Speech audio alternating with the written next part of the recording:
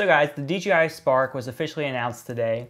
If you check out DJI's website, you can look at all the specs, you can pre-order it, you can do whatever you want. It comes out in June.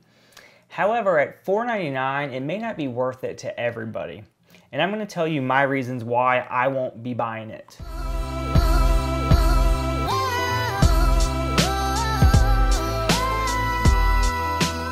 Before we get started, guys, don't forget to like the video and subscribe to the channel. I make drone videos, smartphone videos, anything to do with tech, I make videos on. So make sure you subscribe so you can see more just like this. Okay, the big reason why I'm not gonna be getting the Spark is it's just not worth it. So the price is $499, but what $499 gets you isn't really much at all. The controller, which should be default standard with a decent drone, does not come with the $499 model. You have to get the Fly More package, which is $699.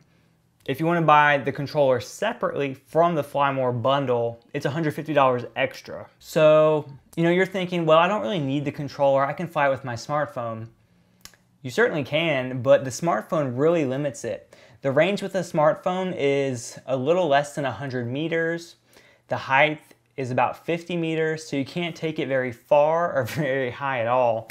And also the speed, they claim the max speed, but that's unlocked using sports mode, which is only available with the controller itself. So the controller does unlock sports mode and also unlocks 2 kilometers range.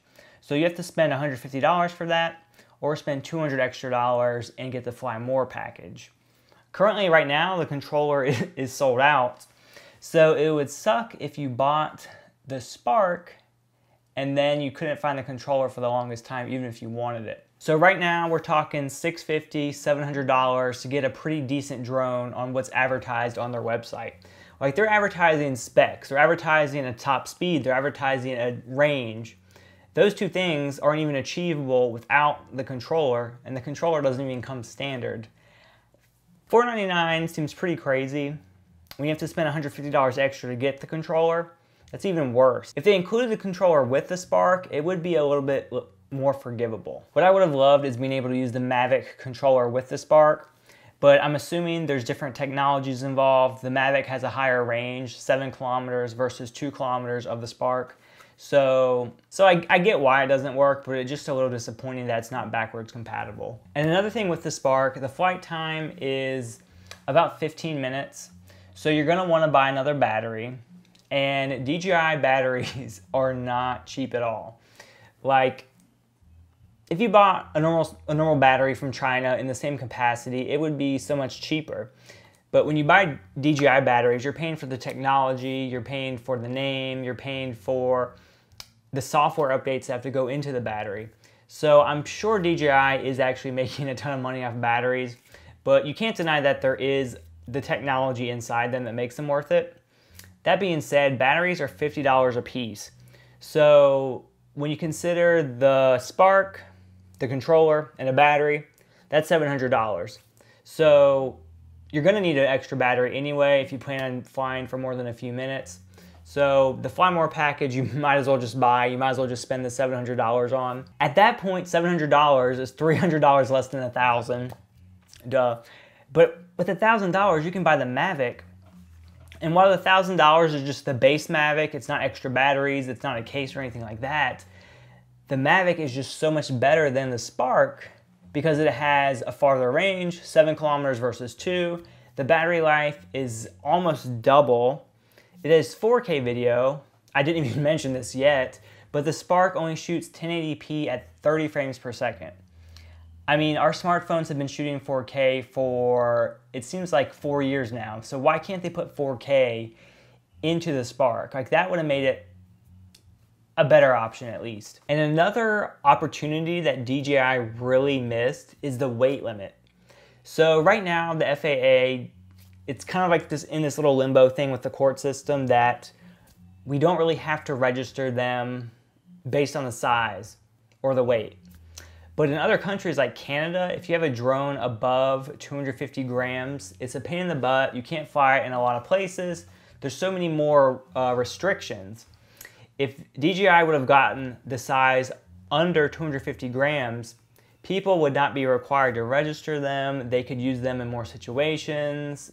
They would just have more freedom I don't know all the rules and regulations internationally, but from what I hear, it's a pain in the butt.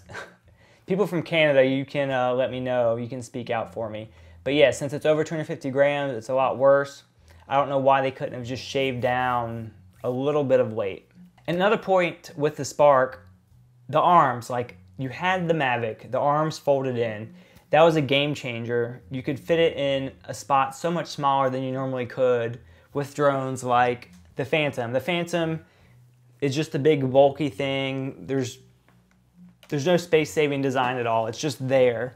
But then when the Mavic came out, like the arms fold in.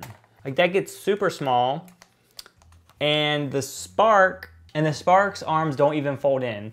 And for $500, you'd think they could have engineered the arms to fold in to make it smaller, which in that case, if the Spark's arms could have folded in, I bet you the size of the drone would have been about the same size as the Phantom 4 battery, which would have been groundbreaking.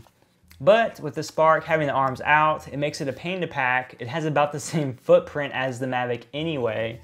So if you're buying the Spark for the size alone, then yeah, it's tiny, but at the end of the day, when you want to pack it somewhere, it's going to take about the same footprint as the Mavic anyway.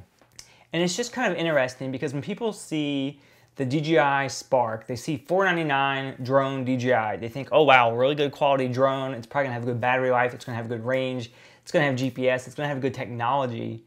But a lot of them don't know that to get all of those features together, to get the best package, to get what is intended, you need the controller, which adds $150.